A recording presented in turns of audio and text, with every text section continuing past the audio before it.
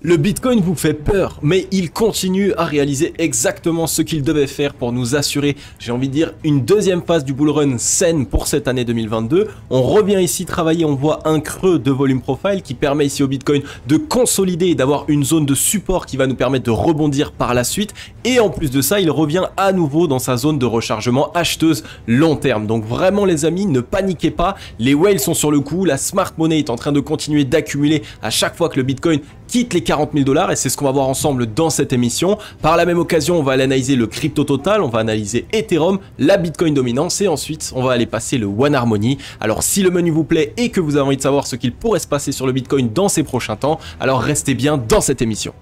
Hello à toute la team Logic, ravi de vous retrouver dans cette nouvelle analyse du marché crypto-monnaie. On est aujourd'hui le mercredi 13 avril 2022 et il est 13h47 à l'heure à laquelle je tourne cette vidéo. Alors vraiment les amis, encore une fois, je vais démarrer cette émission pour vous remercier parce que c'est monstrueux ce que vous êtes en train de faire. Depuis mon retour, vraiment je vous sens chaud bouillant dans les commentaires, dans les likes, dans les abonnements. C'est juste monstrueux, donc merci beaucoup, ça fait super plaisir. Et comme vous le voyez, ça me remet tout à fait le smile. Donc vous le savez aussi, je l'ai dit sur les réseaux sociaux, j'ai perdu le goût et l'odorat. Donc au niveau des symptômes du Covid, ça va mieux, donc je suis content, j'ai un peu plus d'énergie, etc. Toujours un peu cette fatigue en fin de journée, mais j'ai perdu le goût et l'odorat et ça m'embête énormément parce que j'adore manger et je pense que vous aussi d'ailleurs, mais bon, voilà, on va pas raconter notre vie, on va démarrer cette émission comme d'habitude les amis. Avant de démarrer l'émission, n'oubliez pas de mettre le gros like et le gros commentaire, ça fait super plaisir, c'est totalement gratuit et ça récompense à 100% mon travail. Et pour les personnes qui n'êtes pas encore abonnées, je vous invite à vous abonner et à activer la cloche, rejoignez la grande team Logic, ça fait super plaisir, mais surtout ça va vous permettre à vous d'accéder à une analyse du marché crypto-monnaie par jour dans laquelle je vous accompagne totalement, je vous dissèque le marché crypto-monnaie pour que vous puissiez comprendre ce qu'il s'y passe et donc évidemment essayer d'investir de la meilleure des manières. On est ici sur le Scalpex Index 1 Crypto Fear and Greed dans la peur 25, donc on était hier dans l'extrême peur, le retour a été très bref, j'ai envie de dire extrême peur et boum, on est déjà en train de rebondir. Est-ce que c'est un mauvais signal? Non, pour l'instant c'est absolument pas un mauvais signal, on est toujours dans la peur, déjà on ne pensait pas forcément revenir dans l'extrême peur une fois de plus aussi rapidement. Donc maintenant qu'on y est allé, je pense que on va essayer tranquillement de faire digérer au marché la correction que nous venons de connaître. On a eu ici, j'ai pas envie de dire une cascade de liquidation baissière parce que ce n'est pas le cas, mais on a eu quand même un mouvement baissier qui a été assez important, assez bref et surtout assez soudain. Et on l'a vu, ça a totalement plombé pas mal d'investisseurs, que ça soit dans leur portefeuille, mais aussi et surtout dans leur morale. Et ça se retranscrit ici dans la psychologie du marché qui est toujours dans la peur. Un social index sur Up, un market order flow en recherche au neutre cet après-midi. Pour l'instant, 13h49, il ne se passe plus grand chose, j'ai envie de dire. Il n'y a pas beaucoup de murs d'achat, pas beaucoup de murs de vente, donc peut-être que nous attendons simplement l'ouverture du marché US pour voir ce qu'il va se passer. Alors si on regarde maintenant d'un petit peu plus proche, par rapport à hier, pas grande évolution. On est en train de trouver ici une zone de consolidation comme on le voit. Et une fois de plus, je vous ai borné ça avec ici une borne haute aux 40 714 et ici une borne basse aux 39 187 $. Donc ici, le Bitcoin risque d'évoluer dans cette zone pendant un petit peu de temps pour récupérer de la force, pour tester la demande aussi, pour savoir si les acheteurs sont plus présents ou si les vendeurs sont plus présents. Déjà ça permet totalement au marché de comprendre dans quelle direction est-ce qu'il souhaite aller. Plus les gens vont se dire ok, on risque d'aller plus bas et au plus les whales vont partir de l'autre côté. Par contre inversement, plus il va y avoir d'acheteurs dans ce range et au plus les whales vont avoir un intérêt à faire partir le prix encore plus bas. Mais pour l'instant au niveau des open interest que je vais pouvoir vous montrer, vous allez voir que c'est absolument pas l'euphorie générale, j'ai envie de dire, bien au contraire. Donc je vais prendre un petit peu de recul parce que ça fait très longtemps qu'on n'a pas ici pris du recul sur ce fameux open interest et comme vous le voyez, on a vraiment ici des intérêts qui sont de plus en plus faibles. Donc ça montre vraiment que il y a de moins en moins de personnes qui commencent à ouvrir ici du levier sur le Bitcoin, qui essayent de s'atteler au futur et qui pensent que ça y est, le Bitcoin va repartir à 100 000 d'ici demain. Donc c'est un bon signal, ça montre que le marché commence à être plutôt mûr, ça montre qu'on a bien défoncé la majorité des personnes qui s'attendaient à une reprise haussière en une seule journée et qui pensaient que ça y est, c'était retour 100K en 3 jours. Et bien non, au contraire, les whales vont prendre leur temps, elles vont faire exprès de poser le marché et ça va totalement donner envie aux spéculateurs de quitter le marché, mais inversement, ça va permettre aux hodlers d'être totalement récompensés. Donc pour les personnes évidemment qui êtes sur le long terme, comme d'habitude, vous allez être totalement récompensés. Donc pour l'instant, on est dans ce range, borne basse, borne haute, en 4 heures. Tant qu'on ne réalise pas de cassure de l'une de ces deux bornes, alors on n'aura pas de réelle décision qui devrait se faire. On voit qu'on était venu ici chercher à 2 reprises la borne basse, on a eu une demande qui a été plutôt présente, une réaction assez acheteuse ici à 22h le 12 avril 2022. Donc normalement, on devrait essayer d'aller retester la borne haute. Maintenant, attention, un simple retest mais un rejet serait ici un très mauvais signal et on pourrait du coup revenir une fois de plus sur la borne basse. On va aller s'assurer de tout ça maintenant sur du un petit peu plus long terme, j'ai envie de dire en daily sur le Bitcoin avec nos indicateurs et c'est exactement ce qu'on va aller voir tout de suite. Cette vidéo est en collaboration avec le Play to Earn, le jeu vidéo français que vous connaissez sans doute, Mecha Chain. Donc ça me fait super plaisir de pouvoir vous le présenter aujourd'hui, étant donné que évidemment ce sont des Français qui l'ont créé. Alors Mecha Chain, c'est un jeu vidéo Play to Earn 3D de combat de robots qu'on appelle des mechas. Chaque mecha est une collection de NFT représentant des pièces de robots qui vont pouvoir être achetées en ligne avec la crypto du jeu qu'on appelle le Mechanium, ou en Ethereum, ou par carte bancaire. Ces pièces, une fois assemblées, donnent naissance à un robot contrôlable dans un jeu vidéo. Et donc vous le voyez ici, par exemple, un robot. Donc vous assemblez vos pièces qui va vous donner un certain skill, donc ça veut dire une certaine image. Vous voyez déjà ce robot là, il est vraiment badass, il est super intéressant en termes visuels, mais en plus de ça vous allez avoir un certain pouvoir. Et une fois que vous avez assemblé votre robot, vous allez pouvoir vous battre en ligne contre d'autres robots. Et ce que j'aime énormément dans ce Play to Earn, évidemment, c'est que le gaming est au centre de l'attention. C'est vraiment le moment que l'utilisateur, que le joueur va pouvoir passer, qui est vraiment mis en avant. Et c'est pour cette raison évidemment que je vous mets en avant ici ce Play to Earn. Alors vous le voyez, une fois de plus, quand je vous présente un projet, la plupart du temps il est vraiment backé par les plus gros. On a CoinGecko, on a Le Point qui ont parlé d'eux, ils sont backés par Polygon, CoinMarketCap, Uniswap, CoinTribune, on a même Markchain ici pour pousser un petit peu évidemment la visibilité de ce projet. Donc il y a vraiment du gros potentiel, que ce soit pour les joueurs ou pour les investisseurs. Le but de ce Play to Earn est très simple, vous l'aurez compris, c'est d'assembler votre robot pour créer votre propre mecha, donc pour pouvoir aller vous battre contre les prochains robots. Et comme vous le voyez déjà en termes de design, on est sur quelque chose qui est extrêmement abouti et donc ça donne une plaisance du jeu qui est assez importante. Mais en plus de ça, on a vraiment de l'animation qui est réalisée. Chaque joueur est totalement mis en avant et le fait d'aller combattre d'autres robots vont vous permettre d'obtenir des rewards. Avec que ça soit du Mechanium, avec que ça soit des NFT, avec des récompenses aussi que les créateurs de Mecha Chain mettent en place au quotidien. Donc ils vont totalement essayer de récompenser les joueurs. Alors il y a un gros événement qu'il faut absolument vous mettre en avant, c'est que Mecha Chain va être listé sur un exchange centralisé du top 15 le 15 avril. Donc normalement d'ici 2 jours, ils vont enfin être listés sur un exchange centralisé du top 15. Donc c'est quoi? C'est KuCoin, Coinbase, Binance, etc.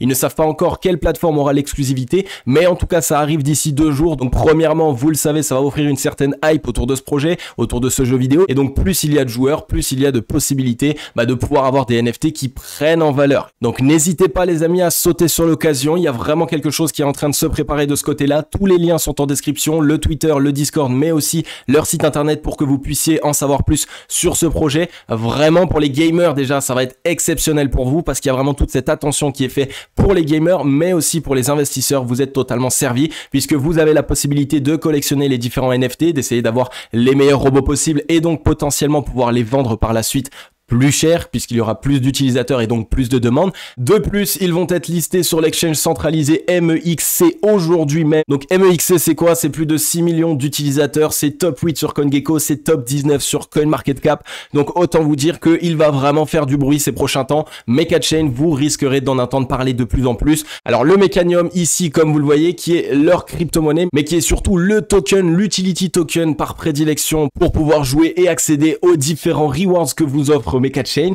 Donc n'hésitez pas une fois de plus les amis, parce que Mecha Chain organise pendant plusieurs semaines des quêtes spatiales. Vous allez avoir une série d'énigmes à déchiffrer qui seront mêlées au scénario de Mecha Chain pour une réelle immersion dans leur univers. 15 000 €, donc 5 Ethereum de cadeaux seront distribués aux meilleurs mecha pilotes qui vont pouvoir résoudre les énigmes. Donc n'hésitez pas les amis, une fois de plus, le lien est en description. Ça se passe en grande partie sur leur Discord puisque c'est là-bas qu'ils vont vous permettre de commencer l'aventure et qui vont vous donner toutes les explications nécessaires à cette quête spatiale qu'ils sont en train de mettre en place. Pour rappel, c'est 15 000 € à la clé. Donc le lien du Discord est en description. N'hésitez pas à aller faire un tour, il vous explique entièrement le projet et comment est-ce que ça fonctionne. Du côté des news, les amis, ça fait longtemps que je ne vous ai pas passé de news, simplement parce que je ne les trouvais vraiment pas intéressantes, mais on a ici Cryptos qui nous met en avant une news extrêmement intéressante pour Swissborg qui obtient enfin son enregistrement PSAN auprès de l'AMF. Et j'ai envie de dire, ici, on le sait, pour la majorité des sociétés qui ont envie de pouvoir s'atteler au marché français, eh bien, le PSAN, c'est un peu le Saint Graal, c'est ce que toutes les entreprises cherchent, mais très compliqué de pouvoir y avoir accès et surtout de répondre à tous les critères. Donc vraiment, félicitations à Swissborg. Et ça pourrait être une très bonne chose puisque l'exchange Swissborg devient la première entreprise suisse à obtenir un enregistrement PSAN auprès de l'autorité des marchés financiers, donc de l'AMF. Elle pourra désormais mener des campagnes publicitaires sur le sol français, donc SAN, ça permet ici à une entité qui, de loin ou de près, parle d'investissement, donc déjà c'est pas bien vu en France, de pouvoir en plus de ça faire de la publicité sur le sol français, donc évidemment pouvoir essayer d'acquérir un maximum de clients français, et étant donné que l'UPSAN est très difficile à obtenir, et bien généralement lorsqu'on l'obtient dans notre domaine et qu'on est quasiment le seul, on assiste ici à un certain monopole, donc ils vont sans doute drainer un maximum d'investisseurs français, un maximum de personnes qui souhaitent investir de loin ou de près sur les cryptoactifs via Swissborg, et bien ils pourront totalement le faire, et ça c'est un très bon signal. Ensuite, la Team Logic, nous voilà ici sur le Bitcoin en daily. Donc hier, on s'est fait l'émission weekly. Pour les personnes qui ne l'ont pas encore vu, n'hésitez pas, je vous mets le lien juste ici. Ça va vous permettre de savoir sur le moyen et long terme du Bitcoin, qu'est-ce qu'il pourrait se passer. Donc vraiment ici sur quasiment le reste de l'année 2022, on a fait une grosse analyse. N'hésitez pas à aller la voir, elle est extrêmement intéressante.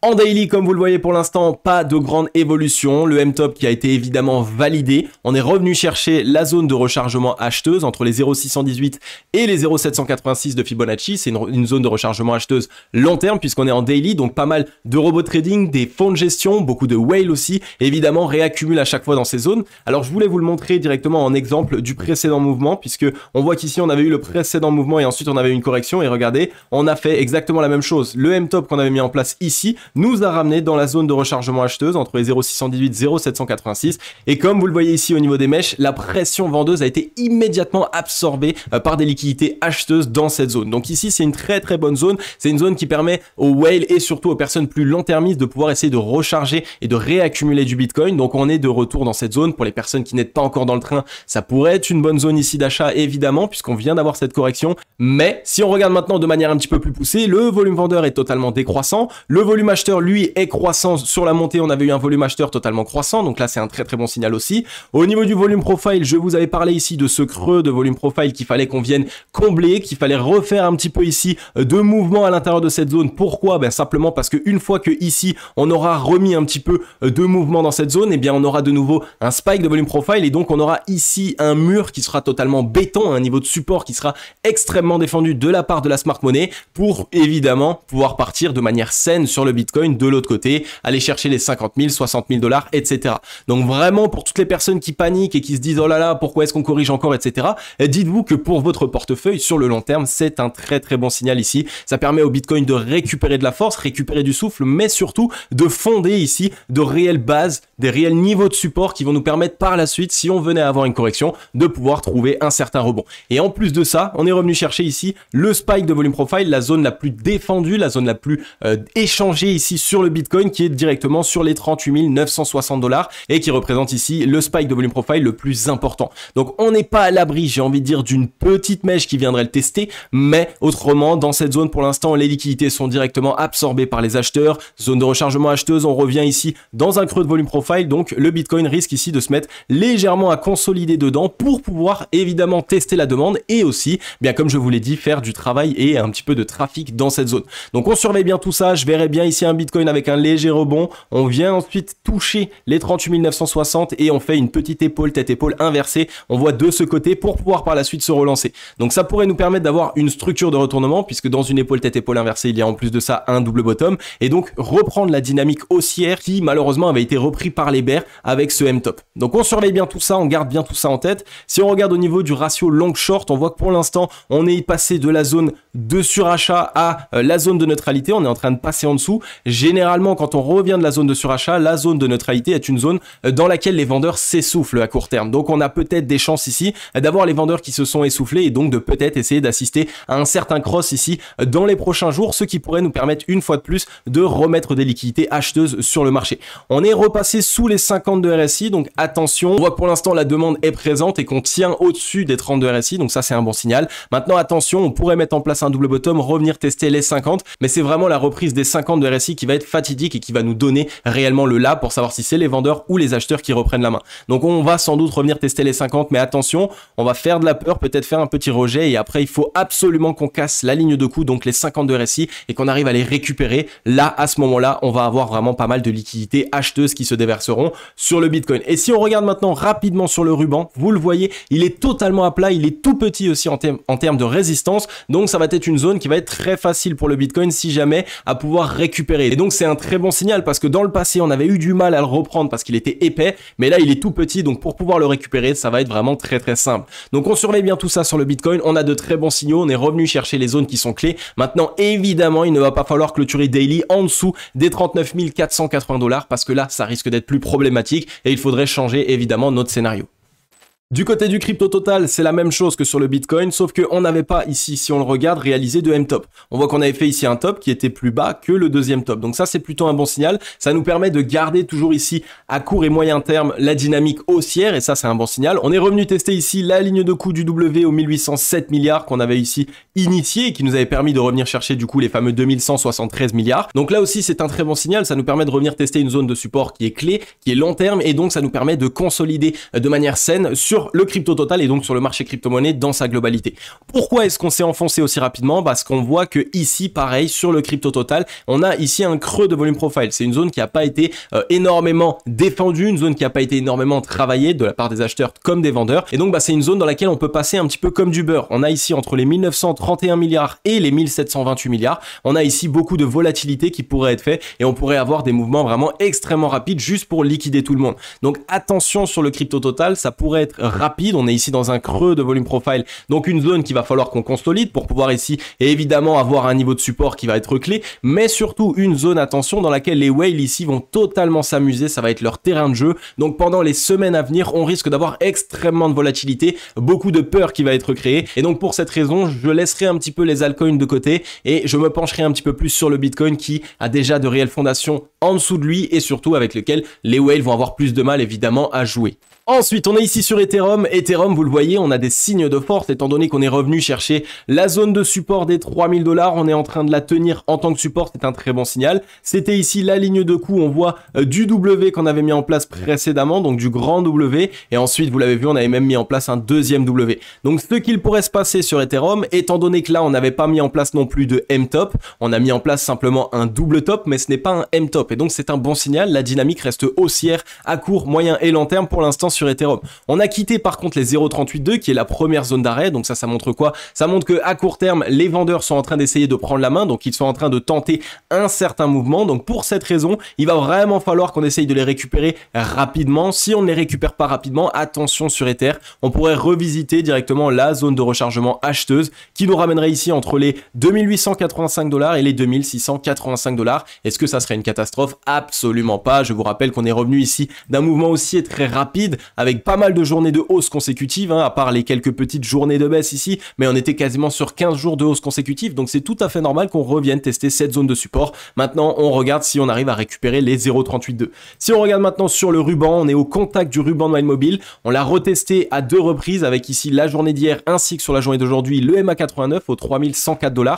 Si on ne la tient pas et donc si on n'arrive pas à la récupérer prochainement, attention, ça pourrait être du coup un simple retest en tant que résistance, ce qui pourrait nous amener à penser qu'on pourrait revenir dans cette zone de rechargement acheteuse. Par contre, évidemment, si on récupère le MA89, alors à ce moment-là, c'est un très bon signal et Ether, du coup, aura réalisé ici ce deuxième bottom, on aura testé la demande et la demande aura été totalement présente pour les acheteurs. Donc, il n'y a pas de mauvais signaux. Le volume avait été un petit peu important quand même sur le 6 avril 2022, peut-être un petit peu trop de levier, donc Ether qui s'est un petit peu vidé, j'ai envie de dire, mais depuis, on a vraiment un volume vendeur qui est décroissant, ce qui est un très bon signal et ce qui montre de gros signes de force sur cet actif, tandis qu'on voit ici les hausses qu'on réalisait étaient directement avec du volume acheteur croissant. Donc les acheteurs sont totalement présents sur cet actif. On est repassé sous les 50, on est en train de mettre en place un petit W. On va sans doute retester les 50 maintenant, pareil que sur le Bitcoin. Les 50 vont être décisifs. Si on les récupère, donc on casse à la hausse et qu'on clôture daily au-dessus, alors c'est un très bon signal. On va vraiment avoir une belle reprise sur Ether. Par contre, si on vient juste les retester et qu'on se fait rejeter, attention, ça pourrait être un moins bon signal et donc là, il faudrait essayer de rester prudent. Donc on surveille bien tout ça sur Ethereum, on surveille les jours à venir, on le met dans notre watchlist parce qu'il pourrait nous offrir de très très belles opportunités pour ces prochains temps.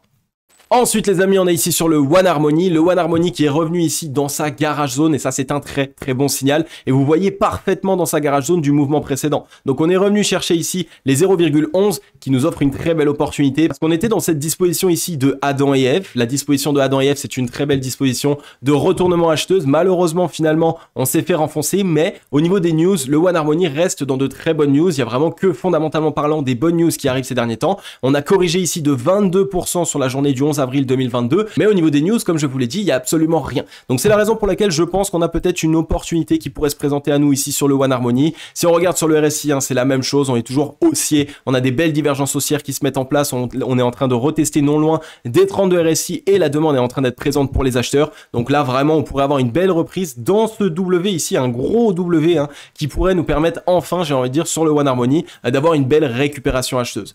Pour rappel, on est en train de corriger ici depuis le 14 janvier 2022, donc vraiment une correction très longue qui a permis aux vendeurs de s'essouffler et aux acheteurs évidemment de rentrer ici à bon compte avec une belle correction et donc à la smart money de pouvoir essayer de réaccumuler un maximum de cet actif. Donc on surveille bien tout ça. Ici le One Harmony, il faut absolument le mettre dans votre watchlist. Je ne vous dis pas de l'acheter, je ne vous dis pas que c'est le moment buy the dip, etc.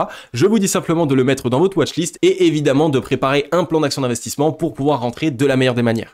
Ok la team logique, j'en ai fini avec cette émission. Comme d'habitude, j'espère qu'elle vous aura plu un maximum. Si c'est le cas, n'hésitez pas à mettre un gros like et un gros commentaire, ça fait super plaisir. Vraiment les amis, ces derniers temps, vous me faites chauffer, franchement, vous me faites kiffer. Je kiffe ce que vous faites, vos likes, vos commentaires, vous êtes à fond. Le groupe Telegram, on discute tous les jours. Tout le monde m'envoie des messages pour me dire, regarde où je suis passé. À la base, je connaissais rien au marché crypto-monnaie. Aujourd'hui, je réalise mes propres plans d'action d'investissement. Je mets en place tout ce qu'il faut pour pouvoir avoir un investissement stable, rentable, mais durable aussi. Et ça, c'est vraiment ce que j'essaye de vous partager au quotidien. Donc voilà, il y a tout qui va, il y a tout qui nous fait kiffer. On développe la team logique. Donc je vous l'ai dit, 2022, c'est notre année. On va mettre en place énormément de choses pour vous récompenser, mais aussi pour vous aider. Donc on va essayer de se voir, on va essayer de mettre en place des vidéos ensemble. Je vais vraiment vous faire participer un maximum. Donc n'hésitez pas, pour les abonnés fidèles que je vois souvent dans les commentaires, c'est vous qui allez primer, vous le savez. Donc ça fait toujours plaisir. Vous mettez un petit commentaire, vous dites n'importe quoi sur la vidéo, vous faites juste une petite apparition dans les commentaires et moi ça me fait kiffer et j'essaierai de vous faire participer de plus en plus.